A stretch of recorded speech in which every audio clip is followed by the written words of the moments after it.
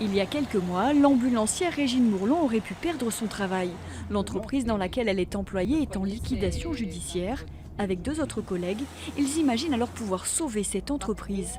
Du rêve à la réalité, ils passent à l'action en créant une SCOP, Société coopérative et participative. Moi, je trouvais que c'était dommage de laisser passer cette entreprise, quoi, de laisser couler cette entreprise. Et j'aime bien ce travail, je trouve qu'on rend service à des gens et je trouvais qu'il y avait le potentiel, voilà, c'est surtout ça. On s'est lancé un peu en ne sachant pas vraiment si ça allait aboutir. On est parti un peu à l'aventure, hein. Auxiliaire ambulance, bonjour.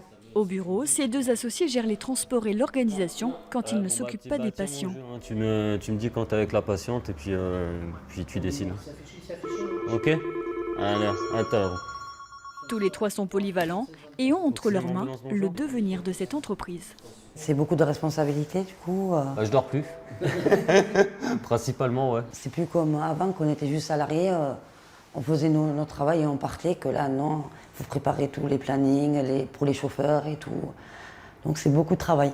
Dans l'ancienne société, on faisait déjà un petit peu, on était un petit peu en autogérance quasiment, donc on était déjà au niveau de la gestion, on avait déjà les bases, on va dire.